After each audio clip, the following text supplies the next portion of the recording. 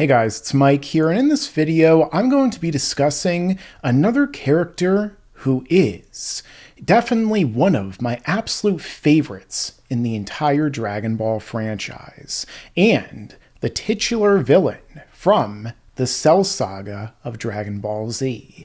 That would have to be Cell, and more particularly, the discussion of why Cell is the villain who has the best introduction in the entire Dragon Ball Z story, and not just Z, but also, really, the whole franchise. So I'm going to be breaking that down in depth using the original manga, and I'm also going to be comparing his arrival in the story to that of the other villains that Toriyama introduced throughout the way, because the fact of the matter is that a lot of Toriyama's villain introductions kind of left a little bit to be desired. You know, many of them along the way ended up being, kind of mundane, or rather, underwhelming compared to somebody like Cell.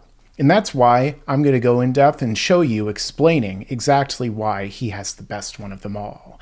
But, of course, before I begin, I just want to reiterate one more time, guys, for those of you who are new here, my videos will be promoted during certain times of the year. There are certain sections of the year where, if you're not subscribed, those videos are going to disappear, just like when Cell drinks a guy in the middle of Ginger Town. So, if you want to make sure that my videos are always popping up for you, I would definitely recommend subscribing and enabling notifications, checking your subscription feed after you do, and also checking my channel, because sometimes you might think I'm not uploading, but I actually am. It's just that they're invisible, much like a video I did a little while back, which is called The Imperfect Timeline Theory, which wasn't promoted when it came out, but it's all about time travel and why maybe timelines aren't quite as duplicated as you would think. You can check that in the top right corner. You know I'm going to be talking more about those as I go along. But let's get into this fun conversation where I'm going to get into, as you could see here, Cell's introduction in the story. And the fact of the matter is that from the very onset, Cell is being introduced in a very mysterious way. You can really tell that because the fact that Akira Toriyama changed the story of this arc a number of times along the way, that this is something that kind of comes out of nowhere for the audience, and even future Trunks. We could see him right here, and also, let me make sure, yep. So we could see him right here analyzing and seeing this printout from a fax. Wow, that's some futuristic technology right there, Trunks. And seeing that this photograph is of his time machine, but looks a little bit different. This is where the kind of mystery begins. Who showed up in that time machine? And then we see that Trunks and Gohan, they fly off to this machine, and they see that this is in fact not somebody else's machine, but his. So where'd this come from exactly? Well, we see that Trunks finds this out when he goes inside of the blasted out top here, and he sees that there's a shell in here. The shell, of course, from Cell when he was in his larval form, where he regressed himself back into so he could time travel.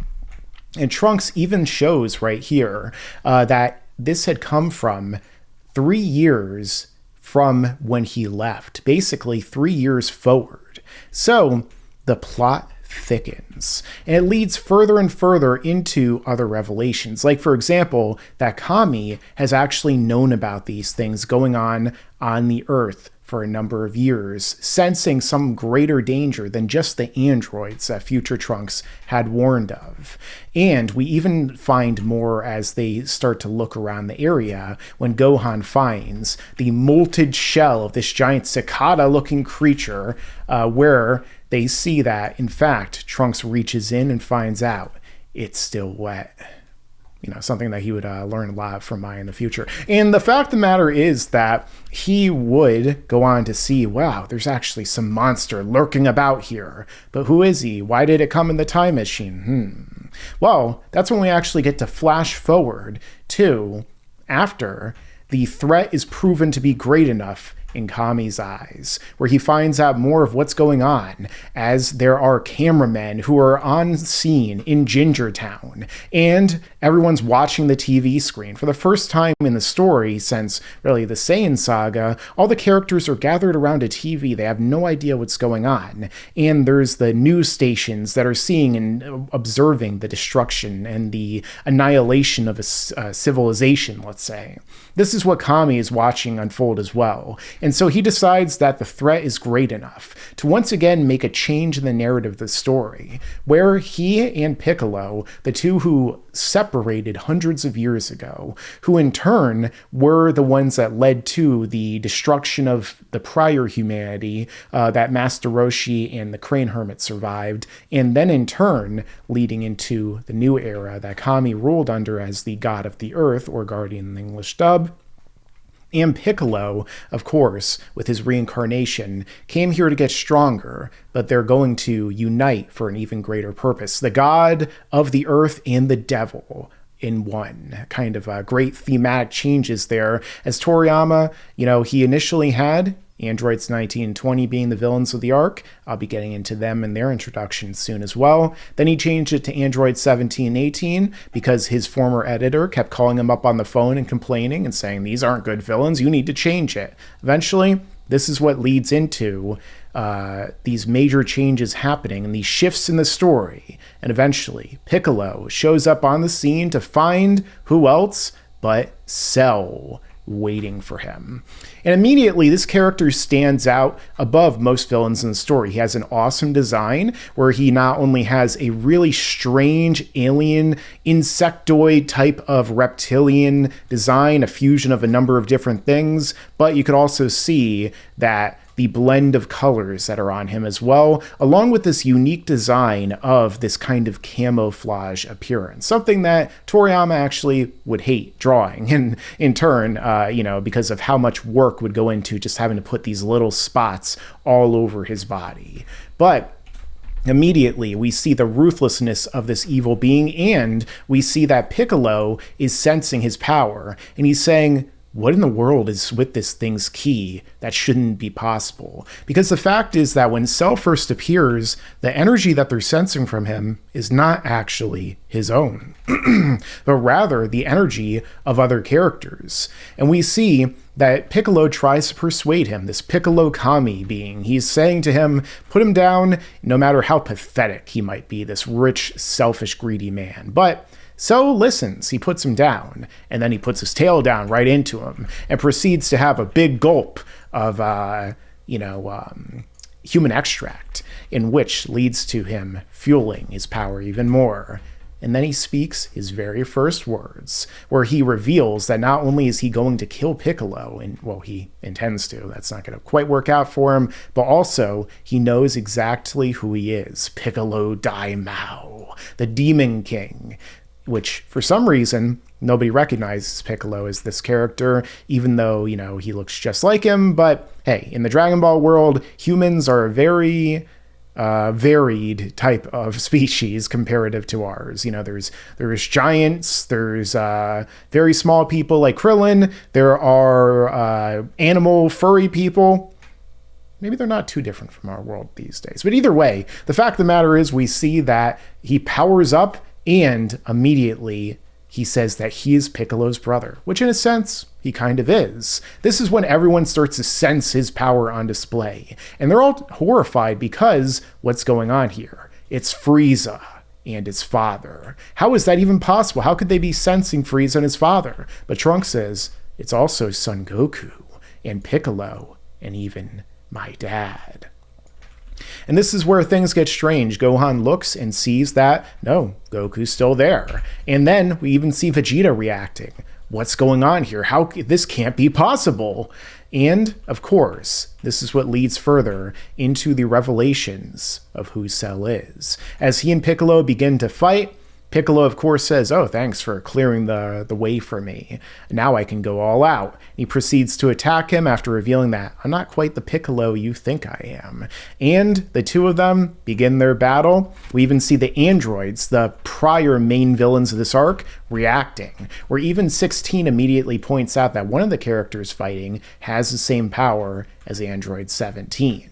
And thus, as a result, again, Toriyama is using every single character who before were fighting against one another, were fighting against this threat, to now divert the attention, the narrative, to Cell. This massive, essential retcon villain who is inserted into the story from another timeline, funny enough, which again ties into those themes of this arc, and then in turn, we see him battling against Piccolo, with all the energy of these different characters that came before him, symbolizing who Cell truly is immediately just by us recognizing his ki. And then, not just that, but he also proceeds to start to reveal some of what he's striving for, to achieve his perfect form, that this power right here is nothing by comparison. Immediately, Cell is not only introduced, but also introducing his purpose in the story, what his goal is as a villain. And the reason why he's absorbing characters, absorbing humans, and trying to gain greater strength. Unlike most of the villains who are introduced in the story, Cell is a character who, as a villain, is striving to get stronger so that he might not be the ultimate threat right now in terms of physicality, but he will be in time. He's a growing threat from a different time. And this is when we see that not only does he have the ki of Goku and others, but also their abilities, as he completely shocks Piccolo by using the Kamehameha. And Toriyama even gives us a little bit of a hint of some of the characters that make up his, well, cells, his DNA, his genetic engineering, with Vegeta, Piccolo, Goku, Frieza, and his father, and the two characters he plans to introduce, as the monster's riddle is solved, in which we see he attacks Piccolo with that attack, the Kamehameha. He jumps up and starts to use his tail to absorb Piccolo's arm, draining him, which leads into Piccolo goading him into revealing exactly who he is. Now, a lot of people here have said in the past they don't really like the fact that Cell's mystery is already given up immediately. But you gotta remember, in terms of the story, how long was Cell really intended to be a mystery anyway? I mean, in terms of the narrative, Cell was a mystery for weeks or more in terms of when you're reading it weekly in the manga. In the anime, again, this could last for weeks or it could last as long as you take in order for you to read or watch the story. If you decide to, read one chapter a week, this could last a while. If you decide to watch one episode a week, it could last a little while. But either way, the point of Cell's introduction isn't to create some massive mystery and make it the central theme of the arc, which is the dark mystery of who he is, but rather in order to totally change up the narrative one more time and to introduce a new main villain who will, of course, be the name of the arc, the Cell Saga, the Cell arc, and then in turn shift everything into the final villain of the story, of the narrative, which led up to the shifting over from the previous generation into the next one, which Cell symbolizes everything all in one pretty much perfectly.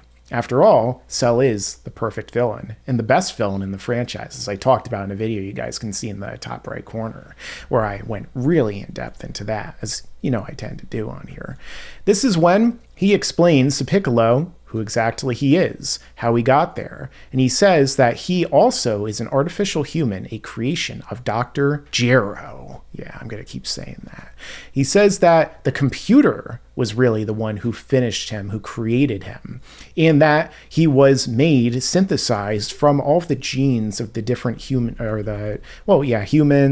Namekian, Frieza race, not the Arcosians, that's not what they're actually called. And then, furthermore, other characters, leading to him being set up as all of the previous major battles on the Earth were, in turn, what ended up forming him. The battle against the Saiyans, against Piccolo, with Goku's fights, Frieza and his father showing up. All of these different characters are in fact the ones who actually led to Cell's creation. All the previous heroes and villains in one single character, symbolizing everything that came before and turning it into, again, the central theme of the arc. As we see that, they learn more and more as Toriyama continues to explain exactly where cells came from, and, of course, how they ended up getting everything in order to craft him. That he came from the future, however, in the future, Trunks had somehow found a way in order to destroy the androids. This was a problem for Cell because of the fact that he needed to absorb them in order to attain his perfection. So Toriyama still is including 17 and 18 as the central villains of the arc, as central figures in it. However, now instead of them being the primary villains, they are incorporated into him as he comes to absorb them. So again, Toriyama doesn't just abandon everything. He doesn't just throw them aside.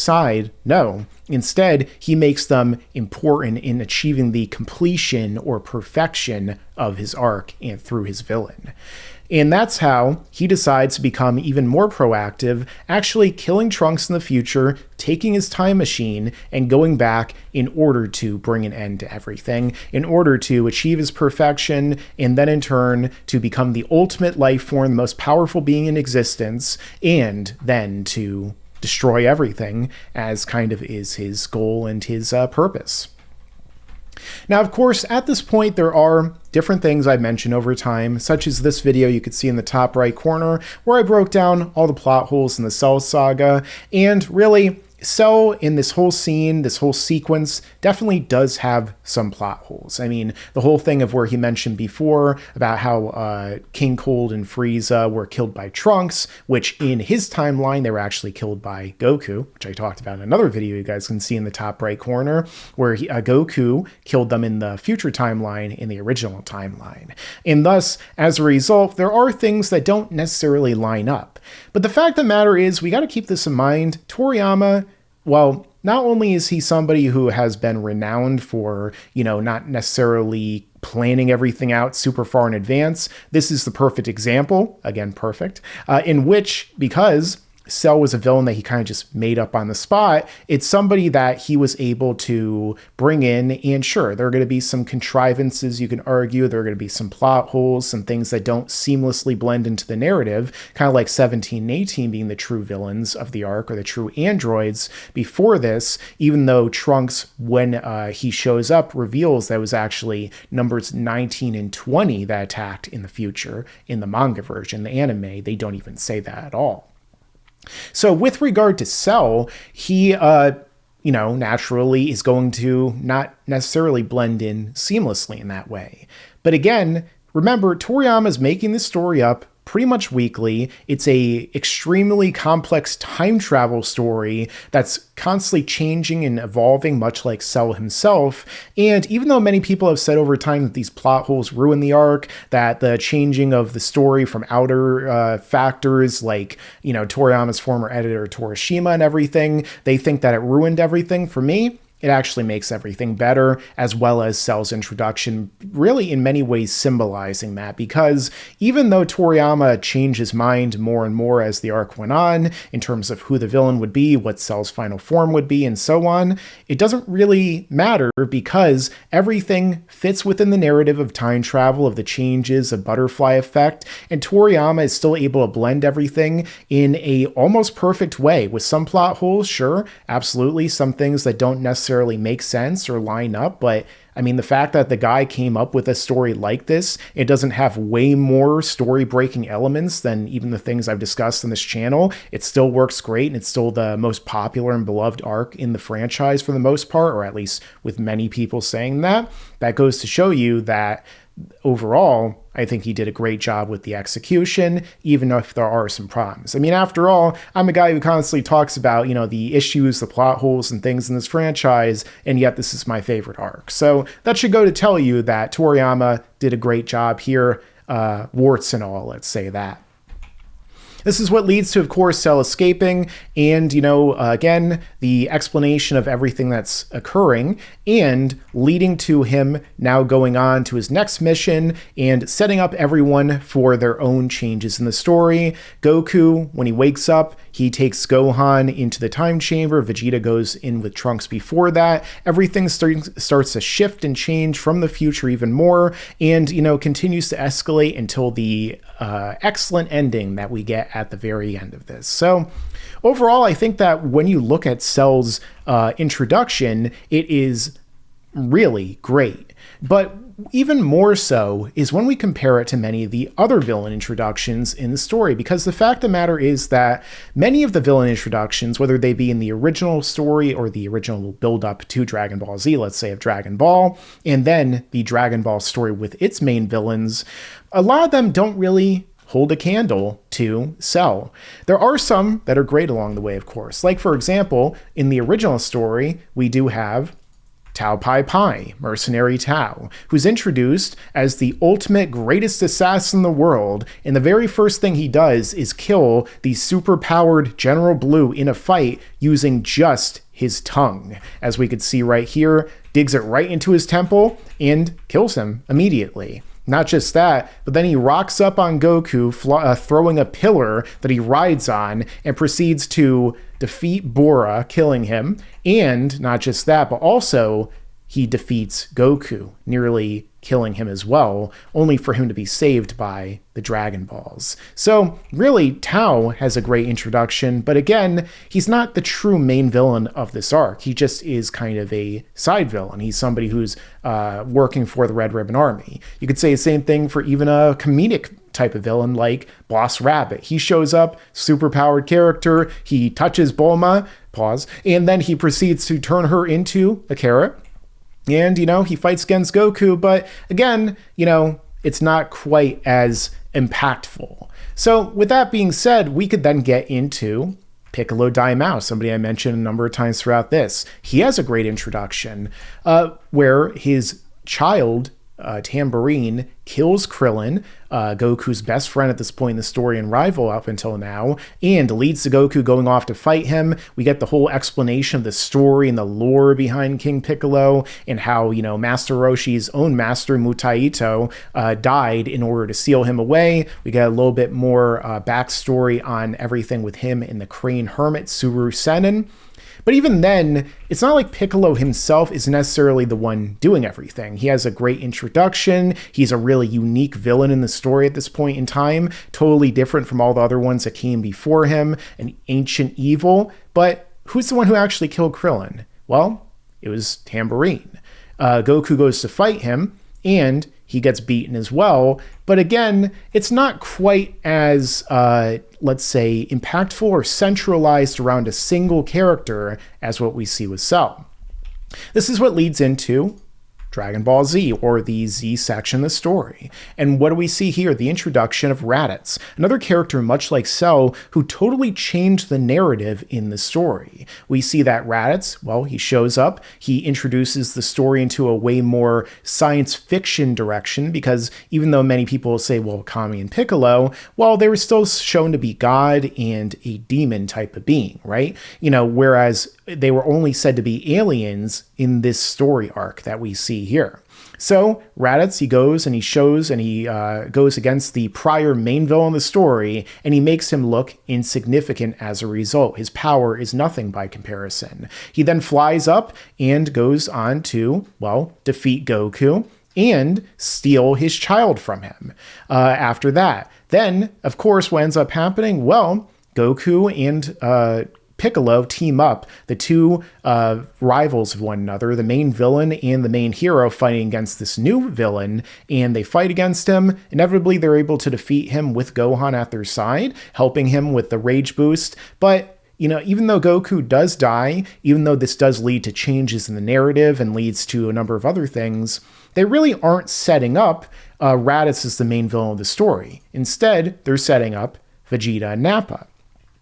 And their introduction is a little bit less intimidating or interesting overall, because really they're just kind of sitting on a planet with some unnamed aliens that we never see. Sure, they killed them and they're eating them, which brings up a whole lot of host of questions about the Saiyans and, what if Goku is eating people? The whole thing goes on.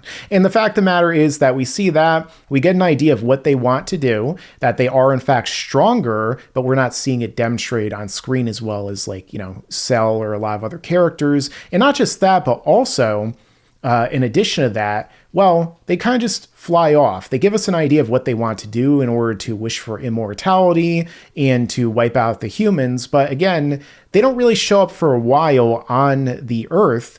And when they actually do, well, that's when the battle begins, but it's not really quite an introduction in the same sense. You could say the same thing about Frieza when we finally get to his introduction on Namek.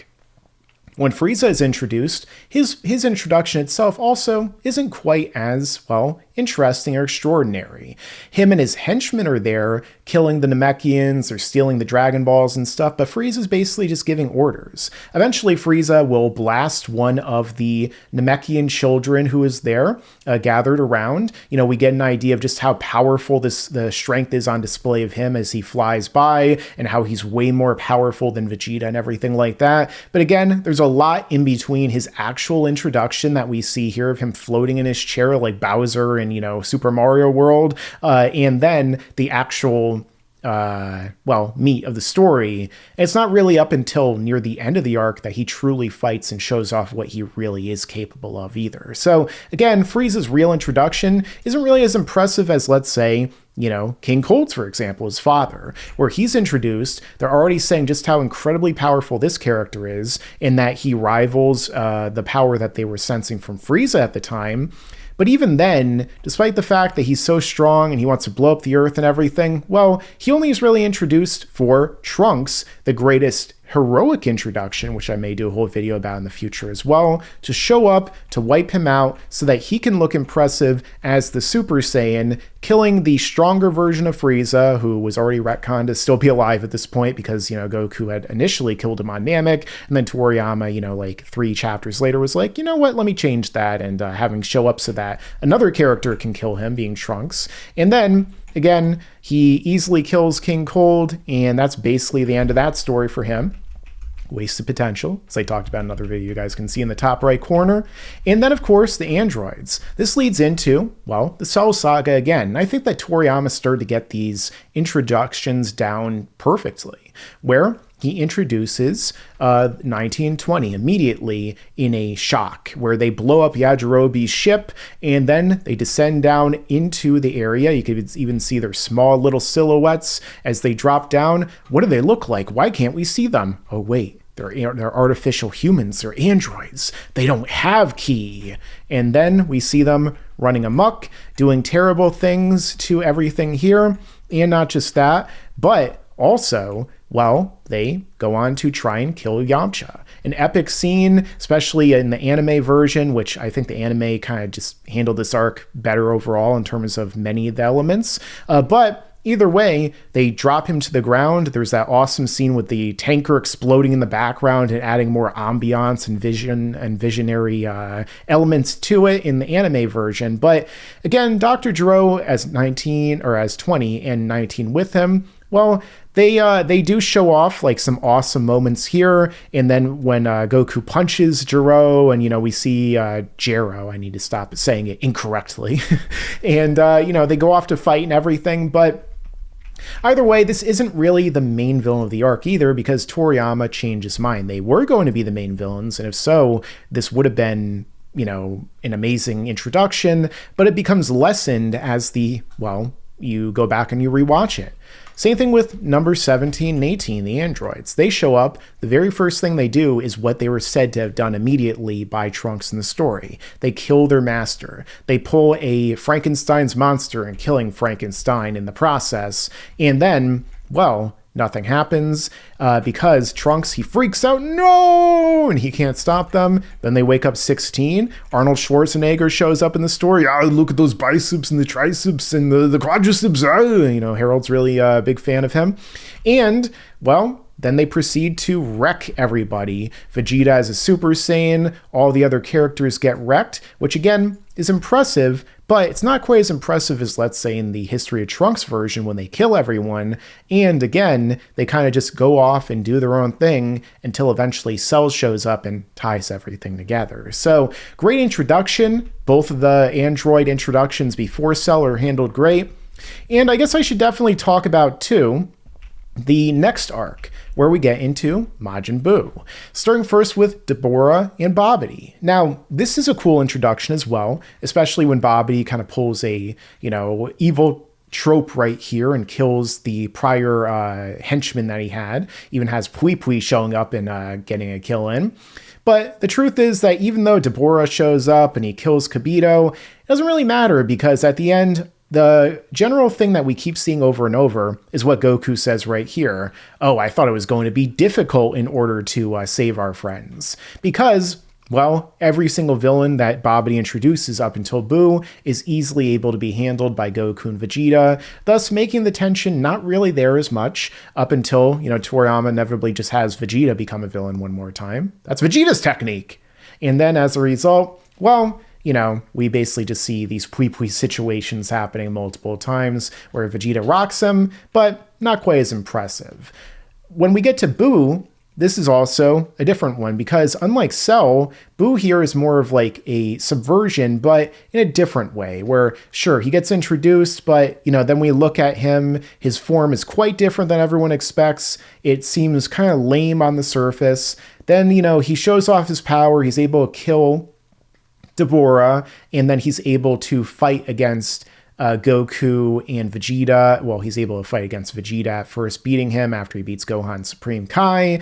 But again, in terms of the overall introduction, it's not really as strong, as poignant, or, again, the tension isn't really quite there as much with Cell. With Cell, oh, we gotta kill this guy. We gotta stop him as soon as possible because he is a threat to absorb the other villains and make himself even greater. Buu's absorption doesn't get introduced until later. His actual, mind isn't quite as sharp as Cell's. Buu is kind of separated between the characters of in the threat of him and Babidi. And really, in terms of the overall impression or how impressive their introductions are, the other forms of Buu are more impressive in that sense. Like, for example, evil gray Buu, thin Buu, skinny Buu, Wrath Buu, when he shows up. And I talked all in depth about why Kid Buu why Super Buu turned into Kid Buu instead of Evil Buu in a video you guys can see in the top right corner, because I'm going to get into them very soon as well. He is able to immediately defeat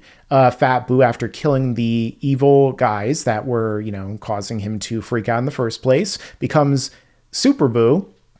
Then he goes on to try and fight against everyone up on the lookout. But again, then he kind of just sits around for an hour, well, a half an hour, as Goten and Trunks are training. Sure, he kills some people there, but still not quite as impressive as what we see with Cell. And Kid Buu, though. Kid Buu, with his first introduction, ends up inevitably, well, he does the thing that even Cell was unable to do. He does the thing that every villain was unable to do up until this point, at least when it comes to the Earth, and destroys the planet where they're not able to stop him from doing that. They escape.